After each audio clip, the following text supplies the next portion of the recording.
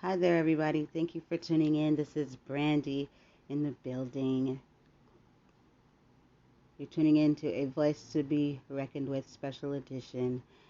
And here on the great Spreaker, I would just like to say thank you for the whole time that I've held content here on your platform. You've been amazing. I have nothing but great words to say about you whenever I talk about just not my podcast, but the platform. Spreaker is the business. And if you're looking to have a show, a podcast, this would hands down be, I'm going to go ahead and say, there's really a lot of great platforms, but I'm just going to go ahead and say that Spreaker is the greatest. And I think they know it. Yes, yes, yes. Let's move right along here with Brandy, A Voice to Be Reckoned with, Special Edition. I call this Special Edition because this one does have some of the same content as the original A Voice to Be Reckoned with that is hosted on Anchor. I did transfer back and forth, until I figured out what I wanted to do. Um, I decided to keep it this way and call it, I'm even thinking of just saying the second edition because I do have a base of listeners that comes to Spreaker um, and listen to the content. And so I want to keep those two there as well as my other show that I have a first edition, original of The World We Live In. That will be the second edition. If I'm just explaining to you guys the difference, but why I'm going to keep those still here. The difference really what will be changing on these platforms and with these two podcasts is the content. What the things that I will talk about, the shows that will be on Spreaker on these shows will not be on Anchor.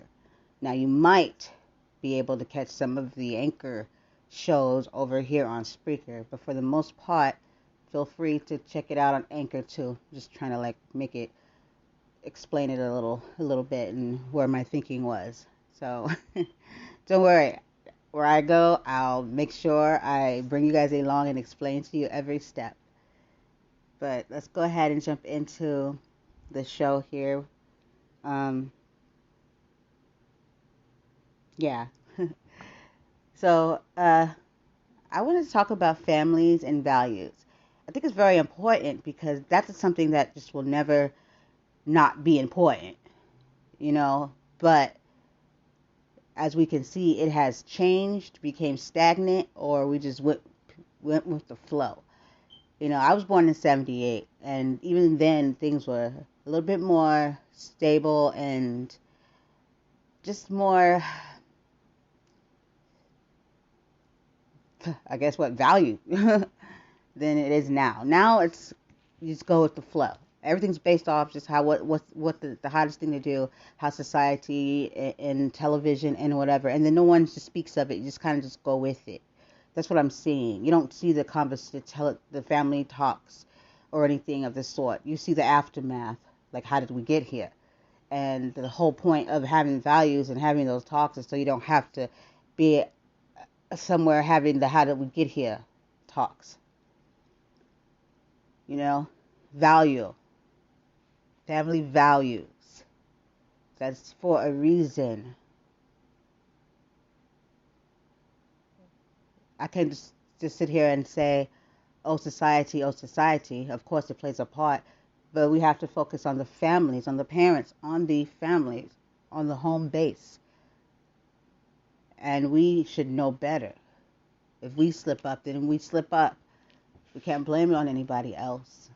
If we are raising children, then we owe it to to teach value. If you don't, what do you think they're going to do in their life in general from that moment on up to when they have or decide to have their own family?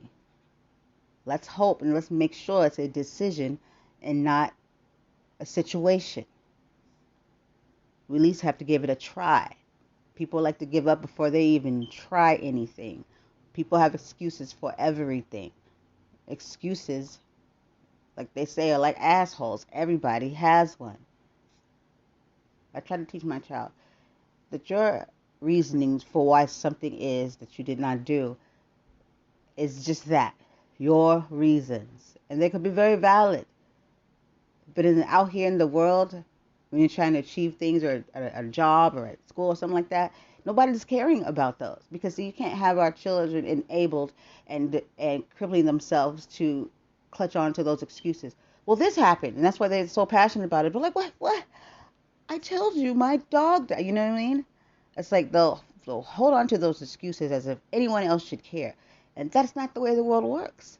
That's not what people want to hear, especially when you're dealing with in the business world. It's like, okay, that's not what you don't even want to be that person.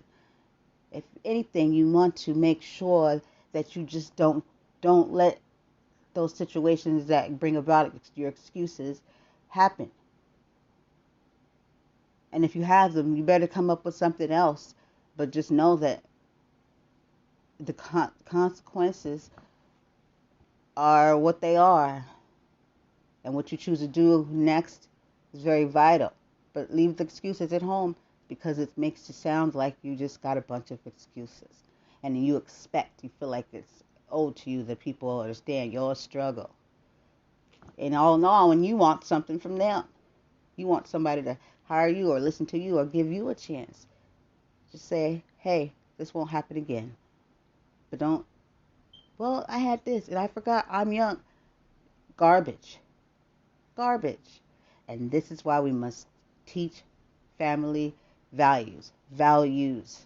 Show our kids how to make the best choices and be the best people they can possibly be.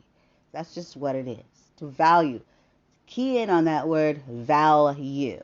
Okay? Not value menu and what you can get cheaper. Because to be honest with you, that's a whole nother episode with words and wordings and how we use it. There's nothing of value about a 99-cent cheeseburger. First of all, it's a cheeseburger.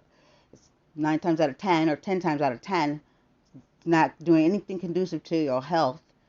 And then 99 cent, well, there must not be much value in it.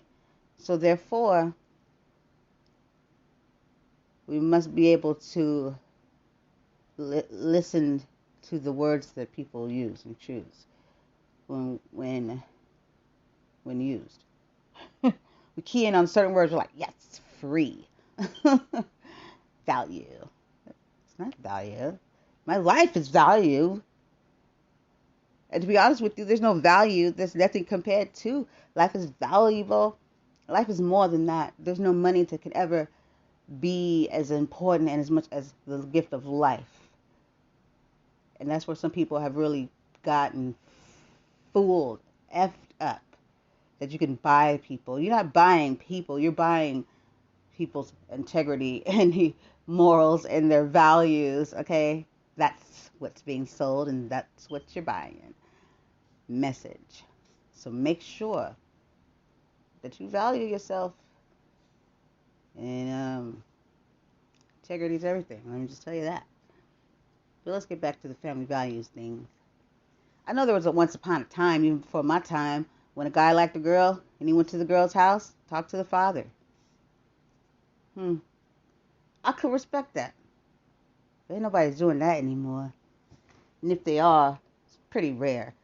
But it's not a thing like how it used to be. That most likely is a father that just wants to make sure that dude knows, don't touch her. Matter of fact, don't even look at her. Pretend like you're looking at her. Make her think you're looking at her, but don't you really look at her. Either way it goes, the sincerity is appreciated. But I wish we can really get back to that. So kudos for the dads that still do that and are very active in their children's lives. And make sure that whoever they know, you know. I just want to touch bases on where we were going with this one. So there definitely will be more on the next episode, talking with and about family, values, and morals and accountability. All the things that your child you will never know unless you show it, you teach it. Got it? Don't expect TV to do it. Damn sure don't expect school to do it.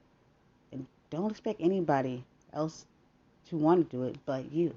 Make sure you know your child more than anybody else will ever be able to know or influence them. That's the wrong and the last thing you ever want to do. Your child, the person that loves them more than anybody else everywhere on this planet.